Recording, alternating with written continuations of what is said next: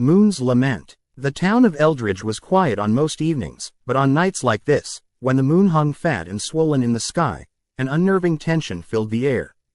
The townsfolk always knew the signs: the dogs barking furiously, the uneasy silence that would cascade over the streets, and the feeling that something was lurking just beyond the flickering street lamps. Tonight, the moon was full, bathing the town in an eerie silver light. Vincent Hollis, the sheriff, stood on his porch, gazing into the distance where the woods met the edge of town. He adjusted his hat, trying to push aside the unease gnawing at him. The whispers about the forest were getting louder. Strange sightings had been reported: livestock mangled, shadows flitting between the trees, and the heart-stopping sound of howling in the night. Vincent dismissed it as fear fueled by superstition, until his rabid dog took off chasing something unseen into the night, only to return days later, nothing more than a bloody wreck. "Stay close, Iris," Vincent shouted, directing his voice towards his 10-year-old daughter who played in the yard. Iris, with her curly brown hair and fierce spirit, was oblivious to the growing darkness surrounding them. They had only moved to Eldridge last month, seeking the calm of a quiet town, but Vincent was beginning to regret the decision. The air was thick with worry, and he could feel the eyes of the townspeople watching with a mix of pity and fear. Every shopkeeper's greeting now held a tinge of warning that sent cold shivers down his spine. The night air turned bitter as the clock struck 11. Vincent called Iris inside, setting aside thoughts of the ominous happenings. His wife had gone for a visit to family, and it was he alone, tasked to keep their daughter safe. As the door closed behind them, a cold breeze swept through the house, extinguishing the candle that flickered on the dining table.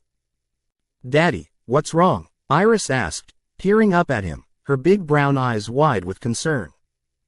"Nothing, sweetheart. Just a little chill in the air." Quote. But as Vincent tucked her into bed, the howling began. Long, mournful sounds that echoed through the town, making his blood run cold. With hesitation, he wandered to the front door, peering into the night. The trees stood looming, dark and menacing, swaying slightly as if a great beast stirred beneath their branches. "I should check the perimeter," he muttered to himself. With a flashlight in hand and his heart pounding in his chest, Vincent stepped outside. The air was thick with whispers, and shadows darted among the trees. He felt an urge to retreat but pressed onward, driven by a need to protect his daughter. As Vincent made his rounds, he couldn't shake the feeling of being watched. It felt as if unseen eyes followed his every step. The dense forest seemed to draw closer, the howling growing louder, more intense. Then, an unnatural silence fell. Even the owls had ceased their calls. His flashlight flickered, casting eerie shadows that danced around him. Suddenly, from the darkness, a figure emerged. It was large, towering, and covered in matted fur, glistening with moonlight. The beast's eyes gleamed like shards of ice, reflecting the full moon, and its teeth curled into a wicked snarl. Vincent stumbled back, gasping, as the creature lunged forward. Instinct kicked in, and he fumbled for his holster, raising the weapon as the werewolf snarled and prowled dangerously close, muscles coiling as if preparing to pounce.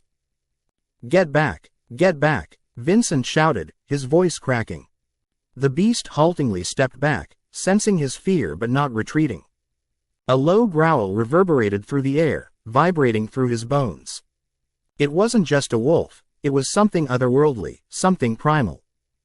At that moment, another howl pierced the night, and the creature's gaze shifted, seeming torn between Vincent and an unseen call of the wild. It hesitated, a glimmer of indecision darting across its feral features. Suddenly, the creature turned and sprinted back into the shadows, disappearing into the dense thicket of trees, leaving behind nothing but the lingering scent of wet earth and fur. With dread creeping into his heart, Vincent retraced his steps back to the house. The moon shone brightly, but its glow felt hollow. As he opened the door, he was met by an unsettling silence. "Iris," he called out, anxiety flooding his voice as he rushed through the house. As he swept into her room, relief washed over him. She lay fast asleep, dreaming innocently. But then a sudden realization steeped in dread clawed at his mind. The creature had retreated, but it had not gone far. The howling would return, and the night was far from over. The next full moon would not only bring terror, it would demand a choice. A curse. As he sat on the edge of her bed, watching the rise and fall of his daughter's small frame, Vincent knew they were not safe.